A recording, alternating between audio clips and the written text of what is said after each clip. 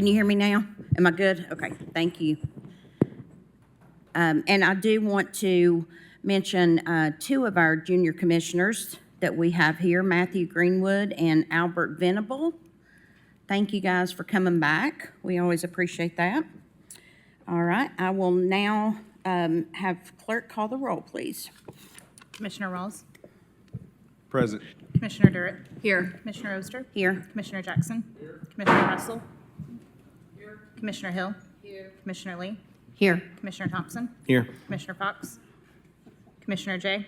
Here. Commissioner Frazier. Present. 10 members are present. Thank you. I will now turn it over to Commissioner Rhonda Lee for our devotion. Thank you, Madam Chair. Commissioners, everybody in attendance, and everybody tuning in, I would like to introduce Reverend Mark McCool from First Apostolic Church. It is my honor and privilege, and I also call him Pastor. Thank you. Thank you, Madam Chair. All members of County Commission, we greet you in the precious name of Jesus. I thank you for this opportunity to have this time of brief devotion with you.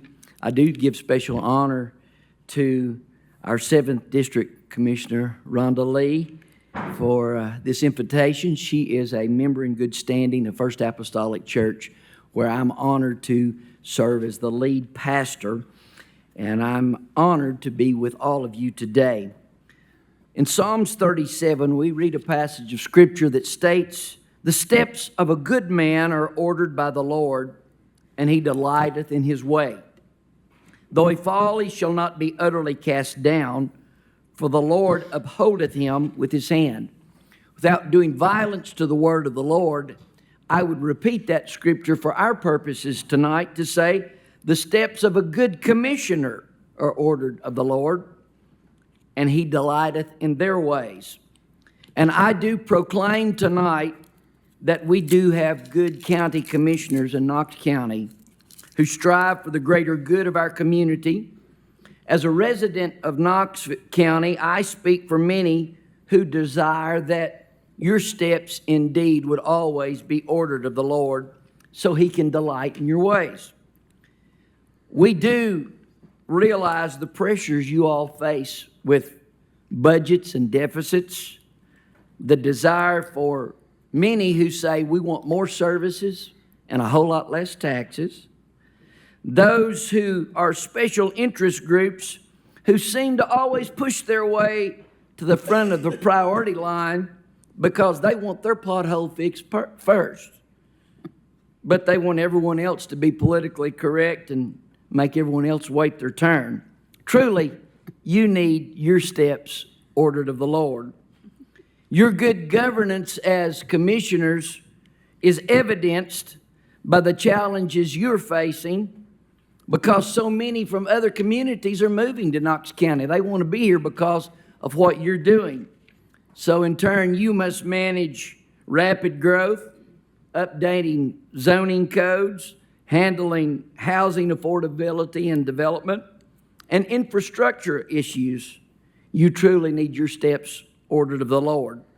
So it's my desire tonight in this season of gift giving that the Almighty God himself would grant every one of you a special gift, the gift of governance with God's grace. I know he's going to grant you that if you want it.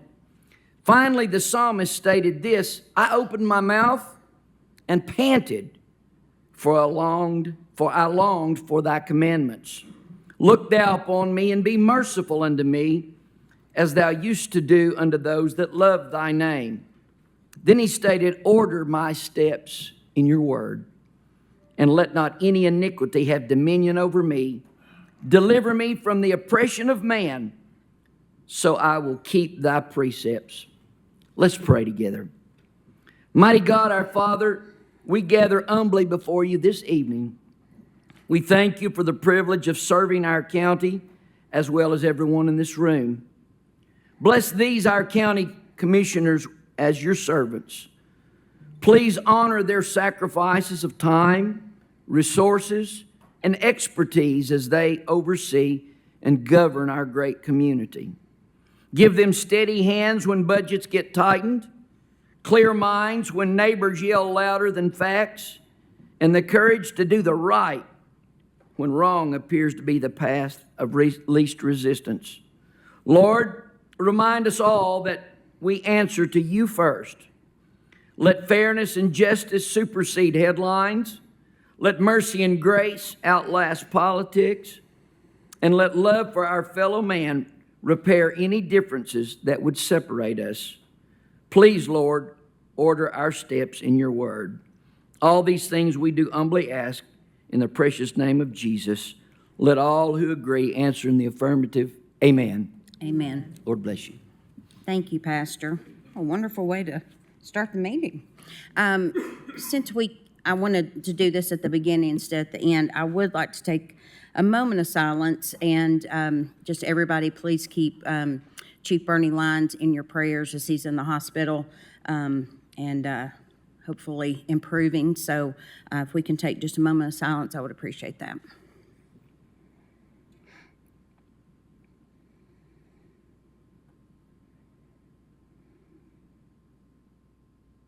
Thank you. Let me also recognize Mayor Jacobs, just came in. Welcome, Mayor. I'll now turn it over to Commissioner Hill for the Pledge of Allegiance. Thank you. Please stand. Salute. Pledge. Allegiance to the flag of the United States of America and to the republic for which it stands, one nation, under God, indivisible, with liberty and justice for all. Thank you. All right, we've got amendments to the agenda. We have no additions. We have deferred to January is number 33. Withdraw is number 31. Non-consent is 24 through 26, 28, 30, and 32. And I would like to add to move the appointment on ethics to underneath after presentations, if you all are okay with that. Do I have a motion? So moved. I got a motion on the Second. floor by Commissioner Thompson and a second by Commissioner Durrett. Any discussion? I was second. You were second, I'm sorry. Thompson and Rawls, was that correct? Okay. All in favor? Aye. All opposed? The ayes have it. Next item, please. Education consent calendar. Do I have a motion to approve? So moved. I got a motion on the floor by Commissioner Durrett, second by Commissioner Thompson. Any discussion? Seeing none, all in favor? Aye. All opposed? The ayes have it. Next item, please. General government consent calendar.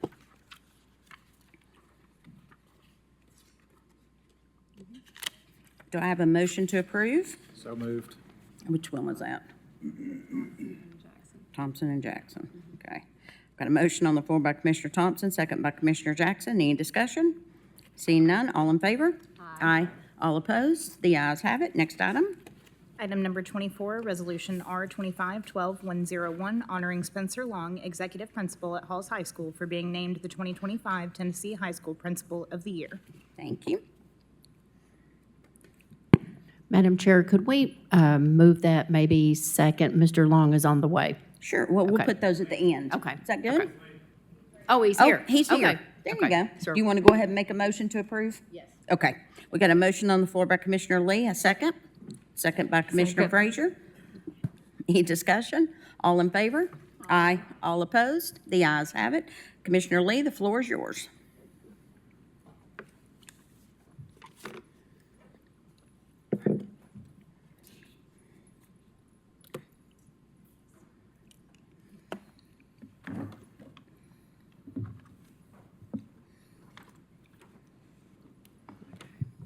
Thank you, Madam Chair.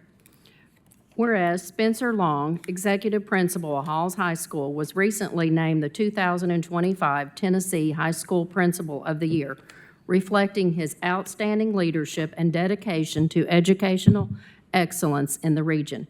And whereas a proud alumnus of Halls High School, Mr. Long began his career with Knox County Schools in 2011 as a science teacher and assistant coach for football and baseball at his alma mater. Whereas Mr. Long moved into administration with roles as athletic director and assistant principal before being promoted to executive principal of Halls High School in 2019. Whereas under Mr. Long's leadership, Halls High School successfully completed its first year of reorganization as a 865 Academies High School, part of an innovative initiative to better prepare students for college and career pathways. And whereas in recognition of his leadership and service to the community, Mr. Long was named Hall's Business and Professional Association Man of the Year in 2023. Whereas Mr. Long also contributes his time and talents to the growth of the district by serving as Vice President of the Knox County Schools Association of Secondary School Principals. Whereas Mr. Long's leadership philosophy is rooted in servant leadership, and he maintains an open-door policy and prioritizes active listening, visibility, and frequent communication with students, staff, families, and broader community to foster collaboration and strong leaderships among staff, parents, and the community. Whereas Mr. Long has distinguished himself as an exceptional school leader whose dedication, ability, and compassion has helped create a supportive school culture and promote academic excellence in Halls High School. And whereas the Knox County Commission is proud to recognize Mr. Long for being named the 2025 Tennessee High School Principal of the Year and commends him for his outstanding leadership and commitment to the school community and providing the highest quality education and learning environment for Knox County schools. Now therefore be it resolved by the Commission of Knox County as follows. The Knox County Commission hereby honors Spencer Long for his outstanding leadership as Executive Principal of Halls High School and for being named the 2025 NASSP Tennessee High School Principal of the Year. Be it further resolved that this resolution be presented to Executive Spencer Long.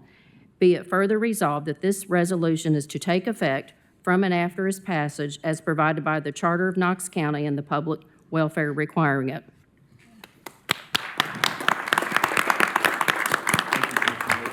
Thank you. Let's get if the commission would like to come up for a picture.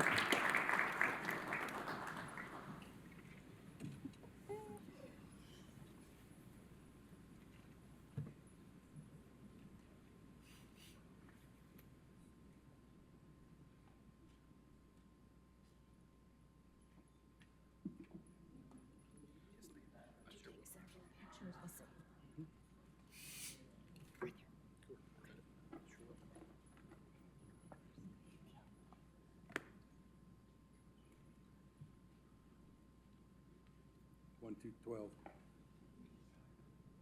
it again. Got several. Hope it'll be good. Yes, ma'am.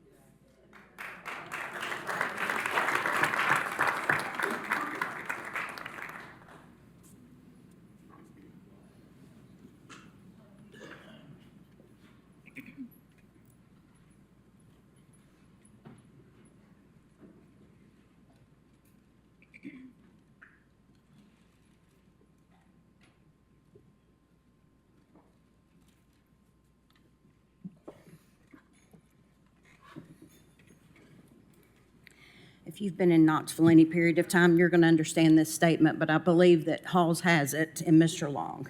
That's right. Next item, please. Item 25. I concur, Madam Chair. Item 25, Resolution R25-12-102, honoring David Lands in the Keeping David Lands Miracle Alive Blood Drive. I make a motion that we accept this. We accept the resolution. I lost the word. We accept this resolution. Second. I've got a motion on the floor by Commissioner Rawls, second by Commissioner Durrett. Any discussion? Seeing none, all in favor? Aye. All opposed? The ayes have it. Floor is yours, Commissioner Rawls. Commission, thank you for this honor. But I just wanted to say, this year I participated in a blood drive, and you go to these blood drives, and sometimes there's a lot of people there. Sometimes it's a big to-do.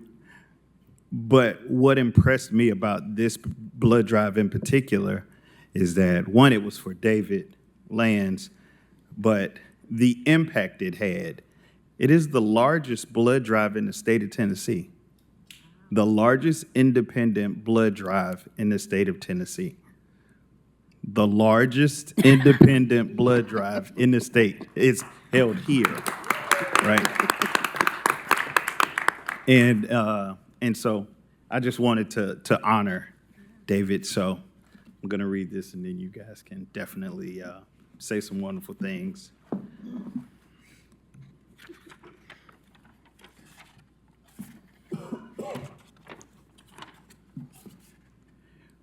Whereas the Keeping the David Landis Miracle Alive Blood Drive is an annual event held in Knoxville, recognizing David Landis, whose life was saved by community blood donation. And whereas this event, organized by the Landis family in partnership with Medic Regional Blood Drive, honors the life-saving power of blood donation and inspires a collective spirit of generosity and community service that resonates throughout our community and is a true volunteer spirit. Whereas in 2013, David Landis suffered a severe and life-threatening case of pancreatitis, which led to sepsis and multiple organ failure. He was hospitalized for 5.5 months, was in a coma for over 3 months, and his survival depended on receiving more than 40 units of blood.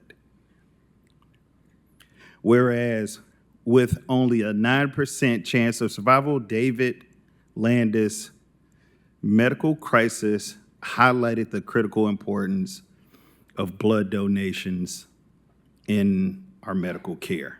And whereas since its inception in 2013, the Keeping David Landis Alive Blood Drive has sought to transform personal tragedy into community triumphs, saving lives throughout people's generosity and the generosity of the donors. Whereas to date, the Keeping David Landis Alive Miracle Blood Drive has collected almost, hear this folks, 1,400 units of blood.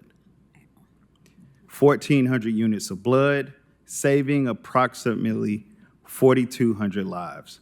And this year alone, on day one of the drive, they collected 300 units and ended the drive with 400 units. That's impressive. That's really impressive. Whereas the Keeping David Landis Alive Blood Drive is recognized as the largest non-corporate blood drive in the state of Tennessee for a single day, reflecting our community's commitment to altruism, support during times of need, and whereas the Knox County Commission desires to recognize and commend David Landis, the Landis family, and all those who helped organize this annual Keeping David Landis Alive Blood Drive, for their efforts that have not only saved lives, but also fostered a culture of giving and encouraging others to give. Now, therefore, be it resolved by the Knox County Commission as follows. The Knox County Commission hereby honors David Landis with the Keeping David Landis Miracle Alive Blood Drive.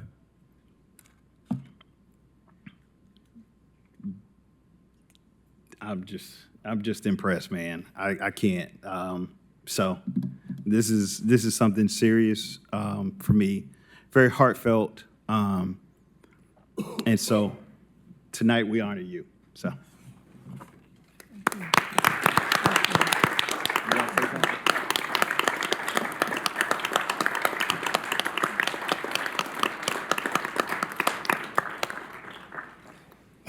First of all, I'd like to thank the commission, the entire commission, and Mayor Jacobs. But first and foremost, I need to thank my God. Without him, I wouldn't be here. Without my wife and my family who actually started this blood drive, I was still in the hospital. We never would have gone down this path of community service. It's led to wonderful things.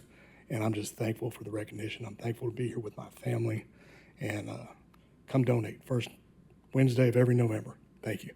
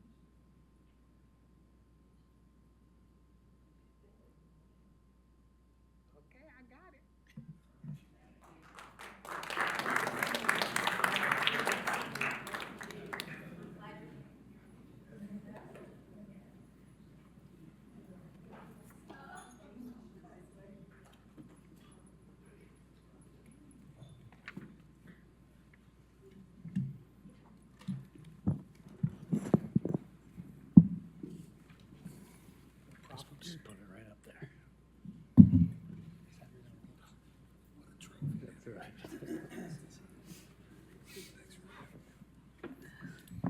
Next item, please. Item number 26, Resolution R 25-12-103, honoring and congratulating One Knoxville SC for its 2025 USL League One championship season. Motion to approve. I've got a motion on the floor by Commissioner Jay, second by Commissioner Durrett. Any discussion? Seeing none, all in favor? Aye. All opposed? The ayes have it. Commissioner Jay, the floor is yours. Thank you, Madam Chair, and thank you, Commission, for joining me tonight to celebrate a really remarkable milestone in Knox County. Think about all of the sports teams that you love all over the country, maybe all over the world, and imagine if you were there at the very beginning of that club, that sport, that team, wherever you cheer on anyone who competes on a high level, on a professional level. We have a really unique opportunity right now, and that started with this commission. It started with our mayor, started with our city representatives, who all dreamed a little bit bigger and said, let's take a chance on a new downtown stadium. Let's build a home where baseball, soccer, other sports and events could thrive. And we all sort of look to the future, and that has helped really be a great catalyst for the One Knox Sporting Club, who from that has embraced downtown and has started literally from scratch. And so tonight I'm here, and I'm joined by Drew McKinnon, who is the managing partner of the One Knox Sporting Club, and of course Mayor Jacobs, who has been there literally from the day one of the first introductions, and all of you who have, I hope, experienced what has sort of taken over sporting and the sports world here in Knox County to celebrate that we are the best soccer team in the country at this point. And we're going to just be really proud of that. So our resolution tonight outlines, whereas One Knox Sporting Club was founded in 2022 to bring professional soccer to Knox County and to make Knoxville a more dynamic, more united, and more prideful place to live by succeeding both on and off the pitch. And whereas since 2022, One Knox has been committed to scoring goals and winning games on the field while working with civic partners and charitable organizations to support the equitable growth of Knox County. And whereas the 2025 USL League One season ended with the historic soccer championship, the first of its kind for Knoxville, Knox County, and the East Tennessee region.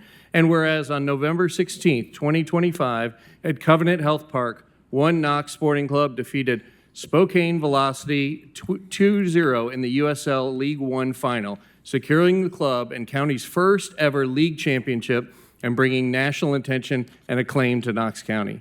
And whereas One Knox Soccer Club's success has elevated the profile of Knox County within the broader American soccer landscape, strengthened civic pride, contributed to local economic and cultural growth, and highlighted the unifying power of sport to bring together families, neighborhoods, and communities across the country. And whereas the Knox County Commission desires to recognize the club and its staff as an acknowledgement of both its successes on the field, and it's a commitment to Knox County and the region off the field. Therefore, be it resolved by the Commission of Knox County as follows. The Knox County Commission, on behalf of the residents of Knox County, hereby extend their sincere congratulations and highest commendation to One Knox Boarding Club, its players, coaches, staff, and ownership for winning the 2025 USL League One Championship. Be it further resolved, the 2025 One Knox Sporting Club team is hereby officially recognized for its athletic excellence, its representation of Knox County on the national stage, and its continued positive impact on the culture, youth, and community life of the entire county. And be it further resolved that a suitable copy of this resolution be presented to the leadership of the One Knox Sporting Club as an expression of the county's pride, gratitude, and appreciation, and that this resolution is to take effect from and after its passage as provided by the Charter of Knox County, Tennessee, the public welfare requiring it. And please welcome Mr. Drew McKenna.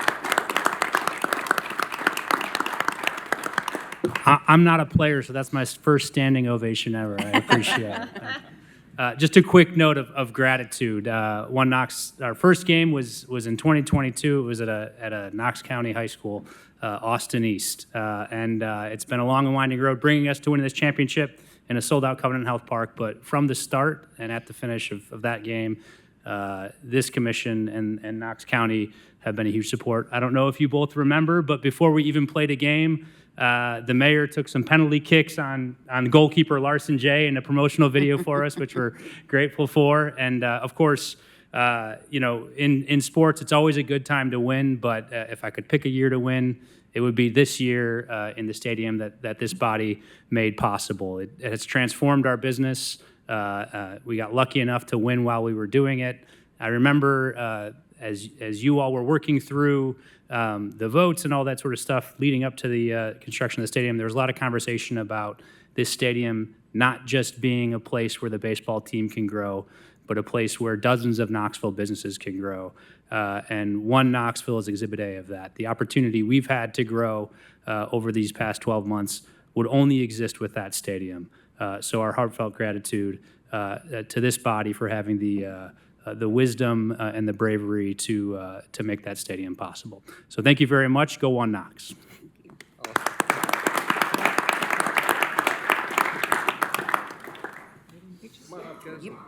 Grab a picture.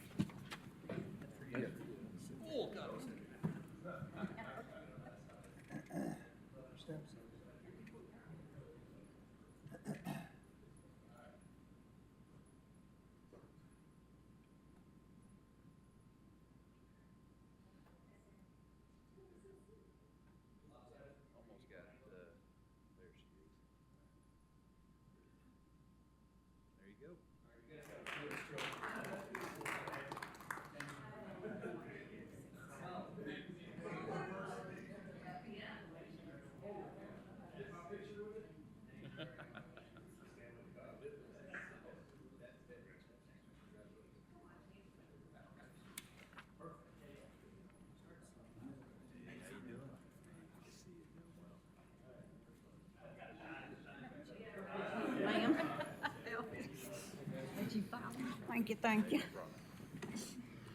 Congratulations. Thank you. I appreciate it. All right, Madam Clerk, next item, please. Next item is presentation, Family Justice Center.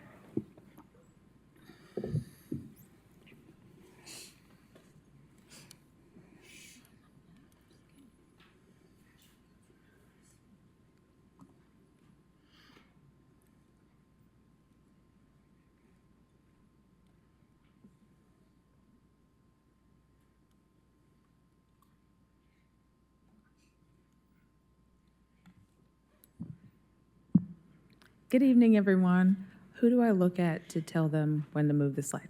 Hi, sweetheart. Thank If you can, Just wanted to you make sure. state your name for us. Yes, ma'am. Good evening. I'm Michelle Clayton. I'm the Executive Director of the Knoxville Family Justice Center, and I am here today to represent this amazing organization. In 2006, Knoxville made history by creating the first Family Justice Center in the state of Tennessee. In partnership with Knox County, the city government, law enforcement, the district attorney's office, and the court system, additionally with over 50 community partners, the Knoxville Family Justice Center was pretty much born. The building at 400 Harriet Tubman Street became a founding model for the movement that is spread across the state and across the nation as national best practice for addressing domestic violence. For nearly 2 decades, our mission has been to support the community members and their children affected by abuse, positively impacting more than 30,000 lives. The FJC serves as a comprehensive resource for survivors of domestic violence, sexual assault, child abuse, and elder abuse, providing essential services such as legal aid, safety planning, and emergency shelter. Our center is designed to be a one-stop location where survivors can receive the help they need and walk diligently and ensure that all clients feel safe and supported. Today, I want to highlight our accomplishments this year and the vital role of your support, the County Commission. 2 decades ago, the Commission began supporting the Family Justice Center through the Victims Assistance Fund, which was established using court fees. This year, these funds have enabled us to provide vital resources that effectively support the community, including we have assisted over 2,700 clients in connecting them with our partner agencies. On campus, our partner agencies that provide victim assistance are the Sheriff's Office, KPD, McNabb, and YWCA. We've answered over 800 calls for support, and we've provided emergency transportation and shelter for 300 survivors. We have also received incredible support from our community, totaling over $17,000 in assistance for survivors. The Alliant Corporation, Hardin Valley Church of Christ, Knoxville Area Rescue Ministries, and the Junior League of Knoxville have provided over $5,000 in gift cards. And these gift cards provide survivors with that sense of autonomy. They're able to get gas cards, they're able to get things for Kroger, from Walmart, things they need from their family, especially in these emergency settings. Fountain City Do-Getters provided $5,000 in hygienes for infant care and their support. And most importantly, most recently, Farragut West Knox Chamber of Commerce named us as their beneficiary for the holiday open house, providing Christmas gifts for 10 of our families and additional supports for a combined estimate of $6,000. Our post-secondary partners include Maryville College, Pellissippi State, and the University of Tennessee. They have made significant contributions to enhance survivor services, resulting in over 1,600 hours of direct interaction and trauma-informed support with their interns and graduate students. The FJC is committed to fostering a network of resilience within our community, raising awareness about violence and empowering community members to recognize the signs of abuse, helping to eliminate the isolation and fear survivors may often face. Because domestic violence impacts 1 in 4, and not just women, and is not just men, it is anyone, any demographic, any socioeconomic range. This year, we held a mini-conference in domestic violence awareness and offered an Addiction 101 training with a partnership with Tennessee Coalition Against Domestic and Sexual Violence. Our partnership with the University of Tennessee has led to a comprehensive needs assessment, which will guide us in enhancing support and services for survivors. This report is crucial for our long-term strategic planning and creating more pathways and safety to support for those we serve. This evening, I also want to clarify recent media coverage surrounding the county's departure from the board. In April, our board of elected officials and community members unanimously voted to transition to an advisory board and adopt a community-led governing board as part of a year-long initiative to align with national best practice. And that is really with the Alliance for Hope International, which we are applying to be part of. This transition has not interrupted client services at all. The FJC staff continue to connect clients with our on-site advocates, including the Sheriff's Office. And in the building, the DA and the county clerk continue to support our on-site partner agencies. Our primary focus remains on effectively serving the needs of survivors and our community. The Family Justice Center is now currently led by a dedicated community board and continues to be supported by 48 government and community partners, including the city and county mayor and the chief of police. While change comes with challenges, Our commitment to our survivors remains strong, as demonstrated by our uninterrupted survivor service and also maintaining a 90% satisfaction rate among our survivors. Looking ahead, we plan to expand access to survivors throughout Knoxville, increasing access, making the Family Justice Center easy for people to go to, for people to know about, and for everyone in the community to be aware. We appreciate the ongoing support from the County Commission through the Victim Assistance Funds, which are essential for us to be able to provide the resources that survivors rely on. Together, we can enhance and ensure that survivors of domestic violence have access to comprehensive services they need to rebuild their lives. We look forward to the continued partnership with the Commission, with the rest of the county, with survivors, so we can make sure that we are able to last for another 2 decades. Thank you. Thank you so much. You're welcome. Do we have any questions from any commissioners? Seeing none, thank you for taking your time, and we certainly wish you a Merry Christmas and a Happy New Thank Year. you. You too. Thank you. Next item, please. Next item is item number 30, Resolution R25-12-112, accepting the resignation of DJ Corcoran to the Knox County Ethics Committee and appointing an individual to complete the unfulfilled term of Mr. Corcoran on the Ethics Committee, which term expires October 31, 2029. Thank you. Commissioner Frazier. Thank you, Madam Chair. Just wanted to quickly state I will be recusing myself just to avoid any potential possible perceived conflict of interest. Thank you. All right, we've got a motion on the floor. Oh, no, we don't. I'm sorry. Sorry about that. I know, it's been a long day. Mr. Cook and Mr. Edline wasn't here last week. Are they here this evening? Do you have anything else that you want to add? Everybody was able to speak last time, and I just wanted to give you that opportunity if you wanted to. Okay. Good evening, Commissioners. My name is Adam Cook. I think I came before you just a few months ago, the first time around for the Ethics Committee. Still stand before you now, happy to serve. I have lived in Knox County now for a little over 3 years. We have children that are in Knox County schools. We want to be as heavily involved in the community where we live and serve. Also working at East Tennessee Children's Hospital. We are all in on this community. So if the opportunity is there to serve on the committee, I'd be happy to do so. If not selected, I'll continue to do the things that I'm already doing. But thank you for the time tonight. Thank you, Mr. Cook. Commissioner Durrett? Thank you, Madam Chair. Mr. Cook, last week I did ask the applicants a couple of questions, and I would like to do the same for you. Number one, how would you maintain confidentiality while also promoting transparency and public trust on the Ethics Board? They're one and the same as far as I'm concerned with the position. Is the things that need to be made known, but I think there's a fine line and a clear line between what has to remain confidential and what can be shared publicly. Both in my professional life and personal life, I deal with that on a daily basis.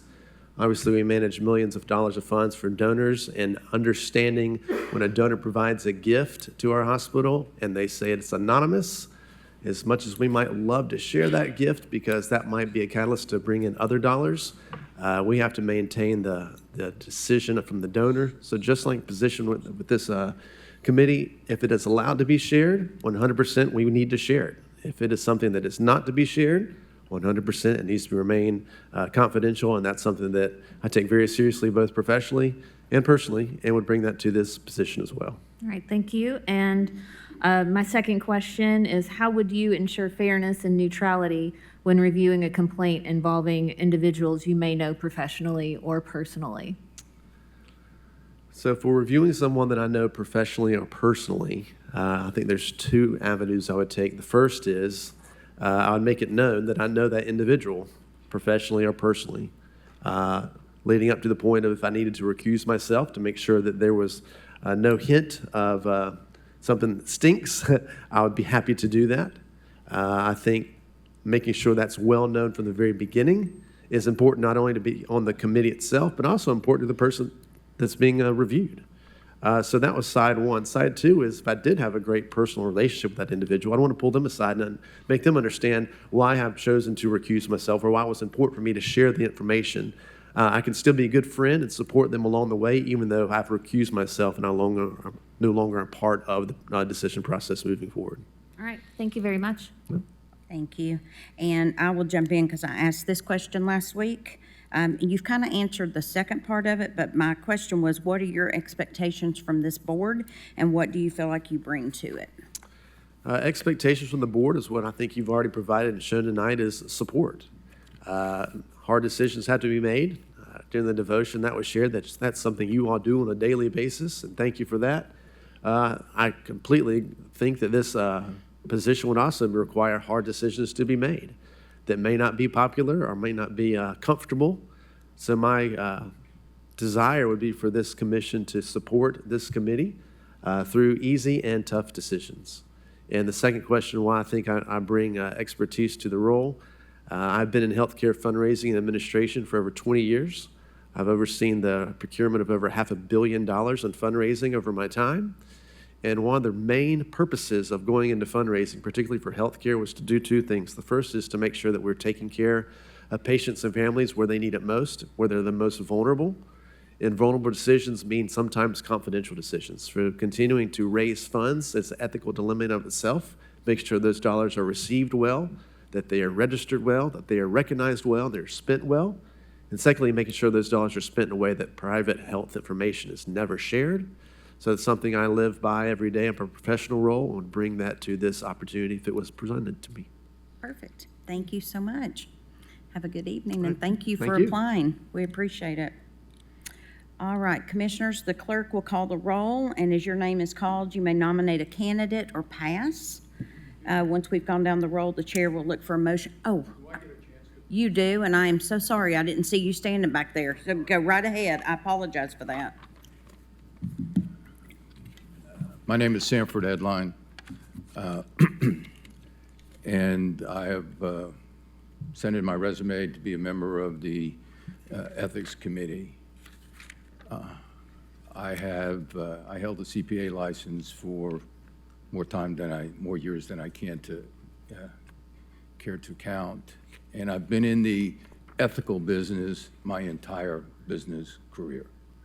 Everything I do, everything I have done has been under the ethical guidelines of my profession and the legal ramifications and the laws of the various different companies that I've been part of. Ethics is an integral part of our society. It's the foundation of our society. And unfortunately, we find ourselves in many times in situations where ethics have been compromised and the results have not been in the spirit of fairness for everybody in this country, whether it's the city, the county, or the nation. So I'm glad to answer any questions that you might have. I don't want to give a long speech about all the ethical requirements I have. What I do today in my current position is I really constructed a whole ethical process for a large public company that I happen to work for right now.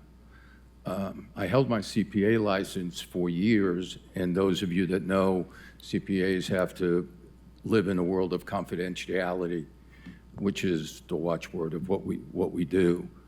And even when I was in the corporate world, we still had a lot of ethical behavior when you're dealing with vendors and you got people buying and selling, and you would say, are we getting the right deal if somebody's getting, something on the side. But when I went into the consulting business as opposed to the public accounting business, I surrendered my CPA certificate because I did not want to run the risk of abrogating the rules of being a certified public accountant and that license that I held in 4 different states. So I take it very seriously, and I'll tell you, I'm blunt. I'm an umpire. I call balls and strikes. I don't deal with any favors. I don't care about favors. I only want to do what's right. And sometimes, candidly, in my career, it's been pretty offensive to a lot of people. But I don't care. I think the world we live in is probably more black and white than we think it should be. It should be, and a little stuff on the side from here to there, it doesn't work. Doesn't work. We're here to serve the people, the public, and everybody's families in this room. So Thank you. that's who I am. I do believe that Commissioner Fox has a question.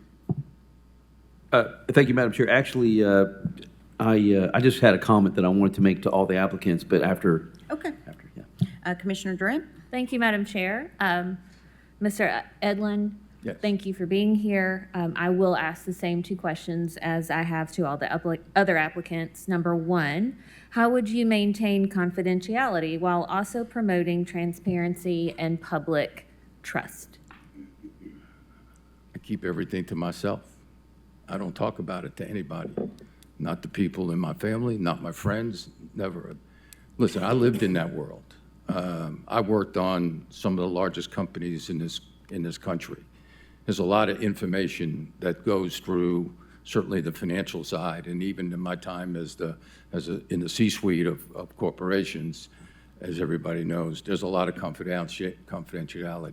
I don't talk to anybody, and that's it. It's me, and I'll make my own decision, and I don't ask anybody else to certainly that shouldn't be privy to the situation.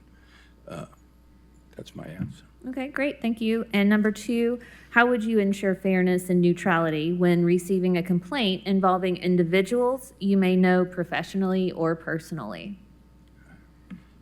You have to recruit yourself.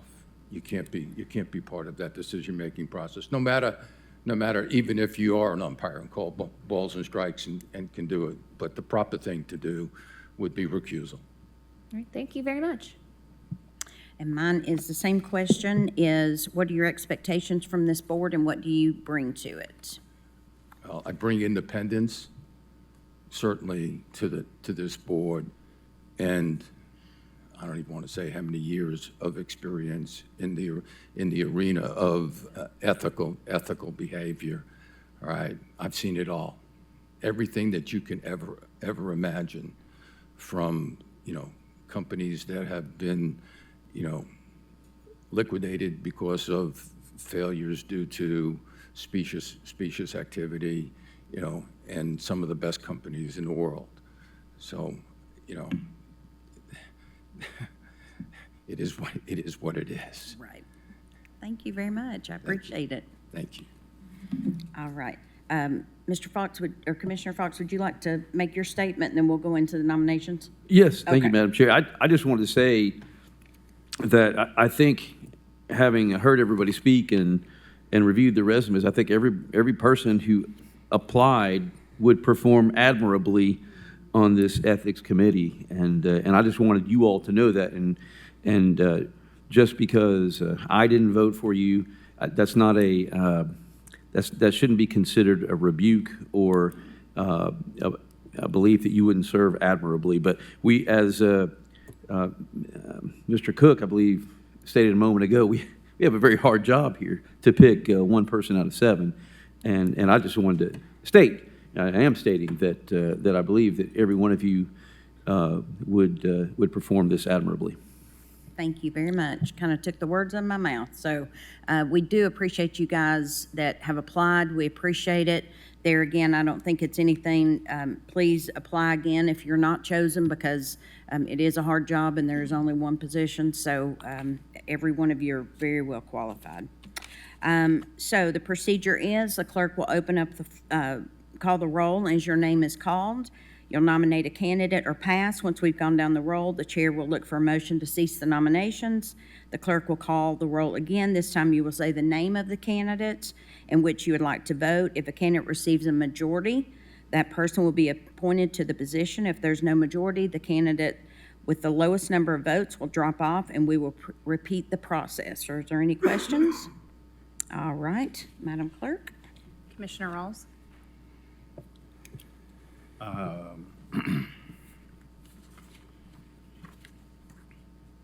Gary Anders. Commissioner Durrett? Adam Cook. Commissioner Oster, Greg Mangan. Commissioner Jackson, Pass. Commissioner Russell, Ruffalo. Commissioner Hill, Jimmy Carter.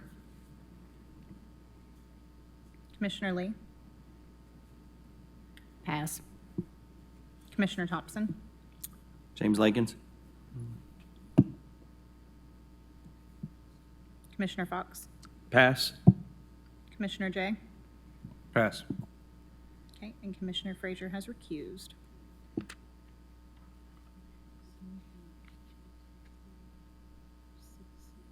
Okay. Do the passage wish to vote or put in a name? Okay. No. So we have one vote for each candidate. So we will now. Yeah, we're just nominating. Motion to Motion. cease nominations. Thank you. Second.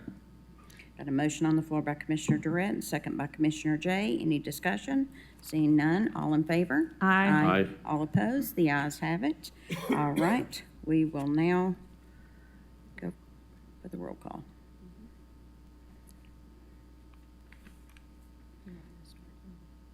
It's starting to. Commissioner Durrett, Adam Cook.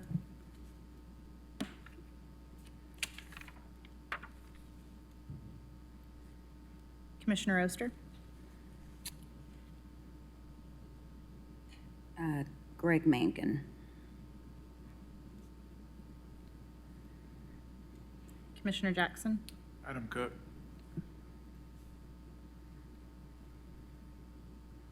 Commissioner Russell, Ruffalo.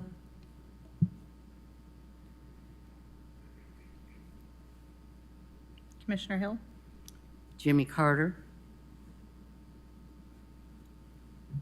Commissioner Lee, Ruffalo.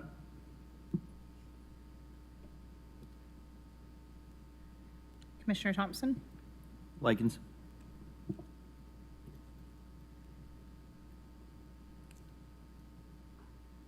Commissioner Fox, Anders. Commissioner Jay, Anders. Commissioner Frazier is recused. Commissioner Rawls, Anders.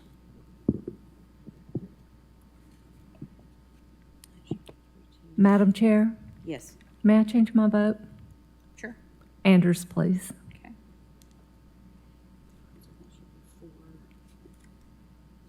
Two and two.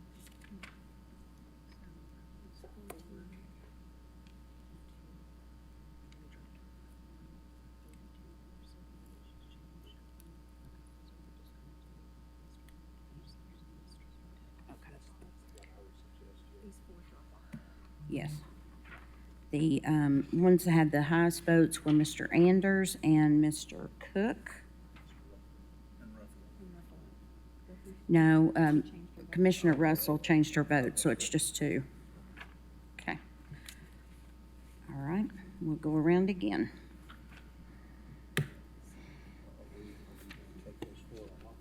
We're taking those four off. We're just doing Anders and Cook. Mhm. okay, Commissioner Oster, Anders,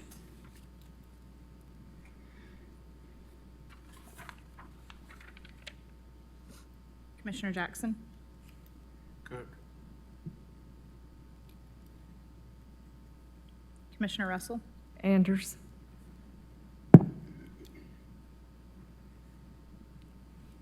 Commissioner Hill, Anders. Commissioner Lee, Anders.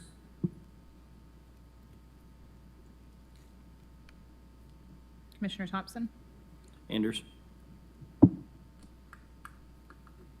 Commissioner Fox, Anders.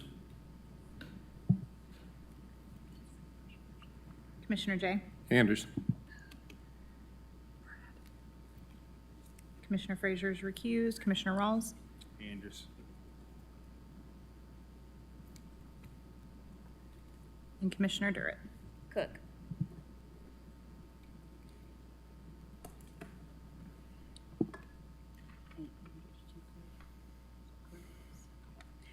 right? So it's 8 votes for Mr. Anders and 2 votes for Mr. Cook. So, Mr. Anders, congratulations. We appreciate you applying, and thank you all again. We wish you a wonderful holiday and Happy New Year. And Madam Clerk, if you'll call it into the record, please. Oh, I need a motion first. That's where I was trying to do my motion early. To have a motion on the floor? So moved. And a motion on the floor by Commissioner Durrett, second by Commissioner Jay. Any discussion, Commissioner Russell? Oh, you're off, okay. Madam Chair, do we need it read into the record with the name? I needed, First. yeah, I needed the motion and then. Yes. Resolution 112, accepting the resignation of DJ Corcoran on the Knox County Ethics Committee and appointing Gary Anders. Mr. Gary Anders to complete the unfulfilled term of Mr. Corcoran on the Ethics Committee, which term expires October 31, 2029. Thank you. We have a motion on the floor by Commissioner Durrett, second by Commissioner Jay. Any further discussion? Seeing none, all in favor? Aye. All opposed? The ayes have it. Next item, please.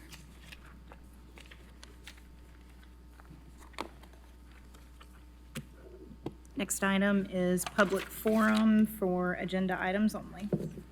I have 2 people signed up for public forum, but I'm not sure if they are here. The first one would be Alex M.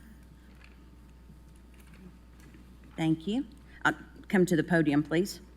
And I'll need you to state your name and county of residence. Good evening. My name is Alex Moody. I'm a resident of District 9, Knox County. I'm here this evening to speak in favor of the ordinance put forward by Commissioner Andy Fox on the prohibition of discrimination against U.S. citizens in the sale or purchase of real property in Knox County. I'd like to first thank Commissioner Fox for putting forward the ordinance. As your constituent, I know that you don't get a lot of thanks, but we do appreciate you looking out for us and our interests, so thank you. In regards to the ordinance, I was shocked to learn of a situation in Loudoun County where Chinese nationals have purchased nearly 400 acres of property and then put forward a legal covenant that prohibits American citizens, U.S. nationals, from purchasing that property. I'd reasonably assumed that would be illegal in America, but apparently many in our government do feel that the priorities should be foreigners over the American people. In essence, the situation in Loudoun County is nothing more than a form of conquest. It's not military conquest, but rather legal conquest, where foreign nationals use our legal system to expropriate our property and dispossess us of our own country. No reasonable or patriotic American could possibly allow such a thing to occur in Knox County, and I look forward to seeing that the Commission will support this ordinance unanimously. Thank you. Thank you. Our next speaker is Chris Treadwell.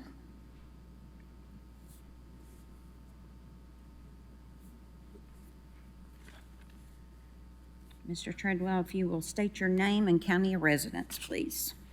Chris Treadwell, Knox County. So I'm speaking in regards to the same item I saw on the agenda was P32.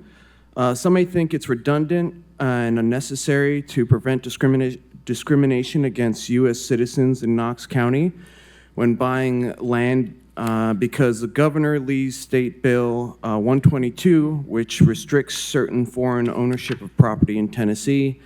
I saw this in the last meeting, and there was some ideas of it being redundant, but these 2 laws are very different. The state Senate law provides weak restrictions on the purchasing of property and has nothing to do with the sale of land.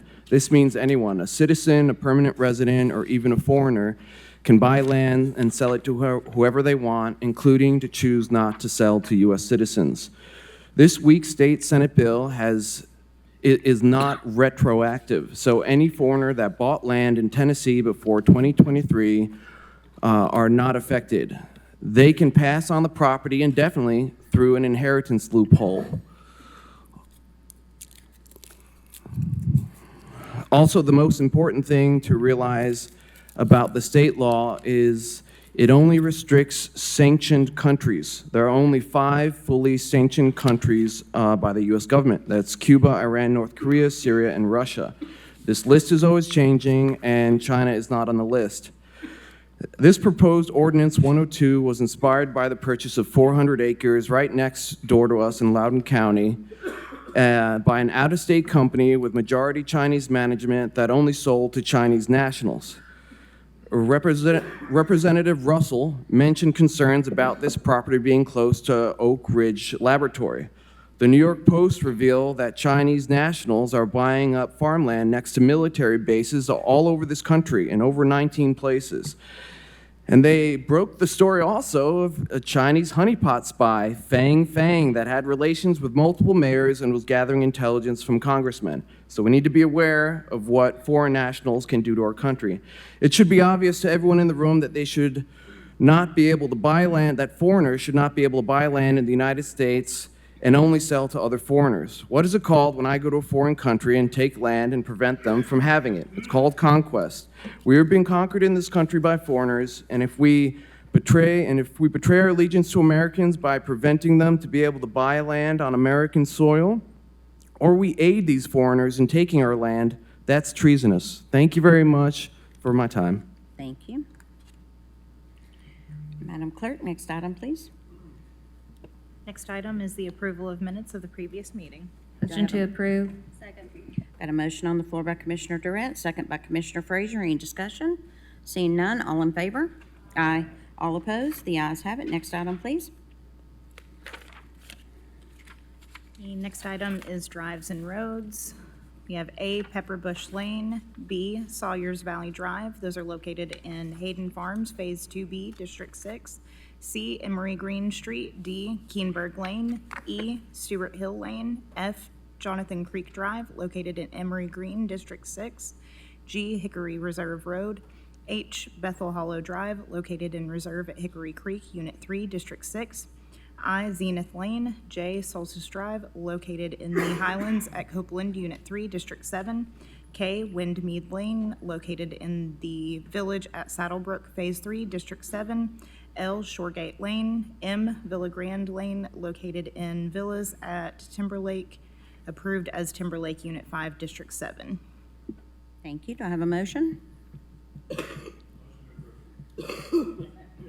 I've got a motion on the floor by Commissioner Jay, second by Commissioner Durant. Any discussion? Seeing none, all in favor? Aye. All opposed? The ayes have it. Next item, please. There were no line item transfers and no budget amendments. The next item is notary public applications. There were 143 applications received. Thank you. Do I have a motion to approve? Second. Who was first? Jay. And then you? Yep. Okay. And a motion on the floor by Commissioner Jay, second by Commissioner Frazier. All in favor? Aye. Aye. All opposed? The ayes have it. Next item is number 29, spread of record, travel of the 2025 Tennessee County Services Association, TCSA Fall Legislative Conference. And our next item will be item number 32, ordinance O-25-12-102, creating Chapter 53 of the Knox County Code entitled Real Property and Section 53-1 prohibiting discrimination against United States citizens in the sale or purchase of real property in Knox County, establishing Chapter 53 of the Knox County Code previously reserved. And this is on first reading. Thank you. Commissioner Fox? Thank you, Madam Chair. I am moving to adopt this ordinance. I do have a very small amendment to make to the language. It's in Section 2A. With the amendment, it would read, "It shall be unlawful for any person, comma, corporation, comma, or other entity," and that was brought to my attention by a Knox County resident that there could be a possible loophole that needed to be closed, and so I am very grateful to the Knox County citizen that brought that to my attention. But with that amendment, I would like to move that it be adopted. Okay. Second. I've got a motion on the floor by Commissioner Fox and a second by Commissioner Russell. Any discussion? Wait, y'all are jumping all over the place.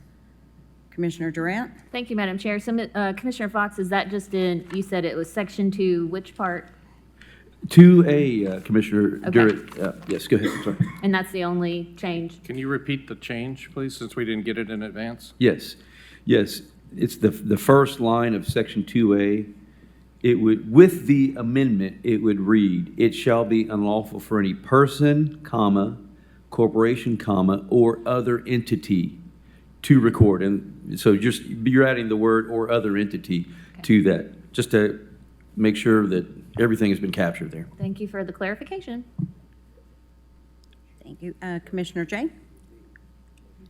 Thank you, Madam Chair. Mr. Moyers, do you have any issue with that? I'm not a fan of amendments being added at the 0 hour without the law department. Anything we do is subject to being amended, and particularly at first reading of the Well, ordinance. I know, So- No, I don't have a problem with it. I think it's fine. Thank you.